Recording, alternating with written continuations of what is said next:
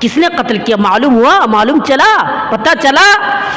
اللہ کے رسول نے کہا نہیں، وہ اندھا صحابی رسول ہے۔ علامہ البانی نے اس حدیث کو صحیح قرار دیا ہے کہ اندھا صحابی رسول لڑکھڑاتے ہوئے نبی کے پاس آتے ہیں اور آنے کے بعد کہتے ہیں یا اللہ کے رسول میں نے اپنی بیوی کو قتل کر دیا ہے۔ لوگ حیران ہو گئے، تعجب کیا کہ تم نے قتل کر دیا اپنی بیوی کو، کس لیے؟ کہنے لگا اللہ کے رسول میری بیوی بہت خوبصورت تھی اور میں بہت چاہتا بھی تھا، میں بہت پیار کرتا تھا، لیکن میری بیوی کے اندر خرابی تھی کہ کبھی کبھار میری بیوی نبی کو گالی دیا کرتی تھی، اس لیے میں نے اس کو مار دیا، اس لیے میں نے اس کو ختم کر دیا، اس لیے میں نے اس کو دنیا سے مٹا دیا۔ اب اللہ کے نبی نے جو جملہ کہا ہے، اللہ کے رسول نے جو بات کہی ہے اس پر غور کیجئے۔ اللہ کے رسول نے کہا کہ اس عورت کی خون حدر ہے، وہ برباد ہے، وہ تباہ ہے۔ جو نبی کو گالی دے اسے دنیا میں رہنے کا کوئی حق نہیں ہے، اسے جینے کا کوئی حق نہیں ہے۔ جو نبی کے بارے میں برا بھلا کہے تو نبی کے گالی دینے والوں کا سزا کیا ہے؟ سزائے موت ہے، اس کو مار دیا جائے۔ لیکن نبی نے جو ہمیں نماز پڑھنے کے لیے کہا، نبی نے جو ہمیں قرآن تلاوت کرنے کے لیے کہا، نبی نے جو کہا کہ تم دین پر عمل کرو، شراب سے باز آ جاؤ، ان چیزوں سے دور رہو، ہم جو ان چیزوں کا عادی ہے تو ہمارے ساتھ کس طریقے سے سلوک کیا جائے۔ آئیے اور ایک حدیث دیکھیے، اللہ کے رسول صلی اللہ علیہ وسلم کا فرمان ہے۔ اللہ کے نبی صلی اللہ علیہ وسلم نے فرمایا کہ مسلمان اور یہودی کے درمیان لڑائی ہوئی، باتیں ہوئی، بحث ہوئی۔ دونوں نے کہنے لگا، جو یہودی تھے وہ کہہ رہا ہے کہ چلو محمد رسول اللہ صلی اللہ علیہ وسلم کے پاس چلتے ہیں۔ جو مسلمان تھے، مسلمان اصل میں منافق تھے، منافق کسے کہتے ہیں معلوم ہے؟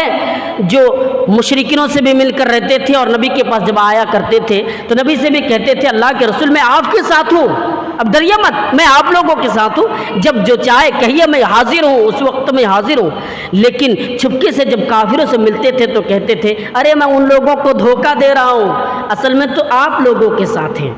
منافق، وہ مسلمان منافق تھے۔ مسلمان کہنے لگا یہودی سے کہ چلو تمہارے مالک بادشاہوں کے پاس چلتے ہیں، یعنی کعب بن اشرف کے پاس چلتے ہیں۔ یہودی کو معلوم تھا، اس بات کی علم تھی کہ وہ جو کعب بن اشرف ہے یہ بہت غدار ہے، جس طریقے سے آج پیسے لے کر وچار کو اور بہت ساری چیزوں کو پلٹ دیتے ہیں، پیسہ دے دیا اس نے فیصلے کو ادھر سے ادھر کر دیتے ہیں۔ کعب بن اشرف بھی ایسے ہی کرتے تھے اور یہودی کو معلوم تھا، اس بات کی علم تھی، اس لیے اس نے منع کر دیا کہ نہیں محمد رسول اللہ صلی اللہ علیہ وسلم کے پاس چلتے ہیں، محمد رسول اللہ صلی اللہ علیہ وسلم کے پاس ہی جاؤں گا۔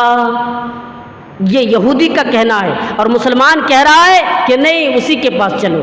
کس کے پاس؟ کعب بن اشرف کے پاس۔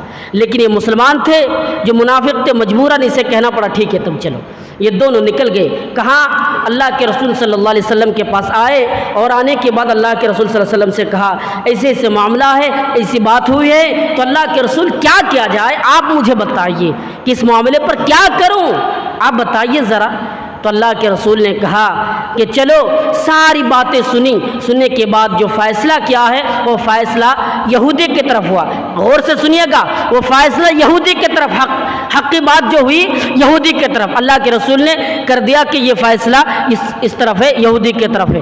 مسلمان ناراض ہوئے لیکن کچھ بول نہیں پائے کہ اللہ کے رسول ہے، باہر نکل آئے، گھر سے باہر نکل آئے اور آنے کے بعد وہ چیخ پڑے کہنے لگا کہ ارے محمد بھی تو انسان ہے، ان سے بھی تو غلطیاں ہو سکتی ہے، ایک کام کرو چھوڑو ان سب باتوں کو اور اسی راستے میں عمر کا بھی گھر ہے، اس سے بھی اس بات کا فیصلہ کرواتے ہیں، چلو عمر سے ملتے ہیں اور ان سے فیصلہ کرواتے ہیں۔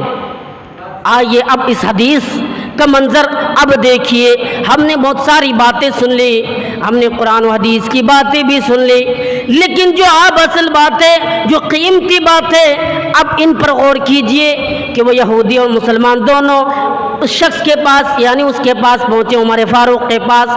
حضرت عمر رضی اللہ تعالیٰ عنہ نے کہا کہ آؤ بیٹھیے، استقبال کیا کہ آئیے آپ کے لیے تو جگہ ہے، آئیے بیٹھیے، بیٹھنے کے لیے بھی جگہ ہے، کیا بات ہے مجھے بتائیے۔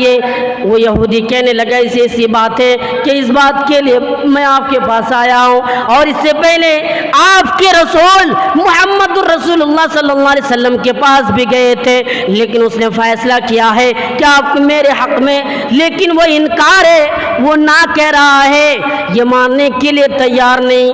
میرے بھائیوں پھر وہ ماننے کے لیے تیار نہیں۔ پھر اصل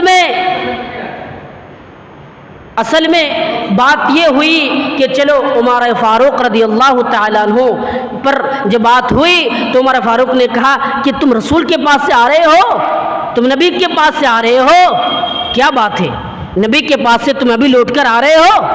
تو چلو میں ایک بات کہتا ہوں، سنو، اگر تم رسول کے پاس سے آ رہے ہو تو میں تمہیں سزا بتاتا ہوں۔ حضرت عمر فاروق رضی اللہ تعالیٰ عنہ گھر کے اندر گئے اور جانے کے بعد باہر آئے اور تلوار سے اس مسلمانوں کے گردان کو ختم کر دیا، دھڑ سے سر کو تن سے جدا کر دیا اور کہہ دیا، اعلان کر دیا باہر میں کہ ایسے انسان کو جینے کے لیے کوئی حق نہیں جو نبی کی بتائی ہوئی باتوں پر عمل نہ کرے، جو رسول نے اسے حکم دیا ہے کہ تم ان چیزوں پر عمل کرو، اگر وہ عمل نہیں کر رہا ہے تو اسے جینے کا کوئی حق نہیں ہے، وہ جی نہیں سکتا ہے۔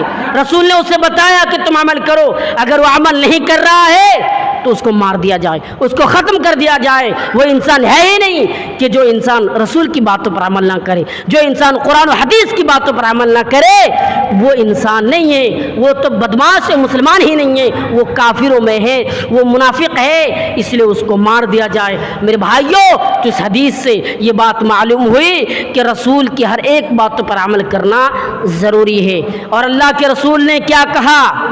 اللہ کے رسول نے ہمیں کیا حکم دیا ہے کہ لوگوں تم دو چیزوں پر عمل کرنا۔ دو چیز کیا ہے کہ کتاب یعنی قرآن کو تم تھامے رہنا، قرآن کو سینے سے لگانا، اور پھر آگے کہا کہ قرآن کو ماننے کے بعد تم اس بات پر بھی علم رکھنا کہ میں نے جو بات بتائی ہے اسی باتوں پر عمل کرنا، یقیناً تم کامیاب ہو جاؤ گے، تم گمراہ نہیں ہو سکتے ہو، نہ تم پر ظالم حکمراں مسلط ہو سکتے ہیں، نہ تم پر پریشانیاں آ سکتی ہے۔ آج جو پریشانیاں ہیں، گرمی کی وجہ سے لوگ تڑپ رہے ہیں، یہاں تک کہ حد سے زیادہ گزر گئے کہ لوگ پریشانی میں ہیں، اور اتنی گرمی ہے کہنے کی بات نہیں ہے۔ اب جو بیٹھے اب بھی پریشانی ہے، یہ عذاب کیوں آ رہے ہیں؟ ایک عذاب کے شکل میں ہے، یہ عذاب کیوں ہے؟ اس لیے کہ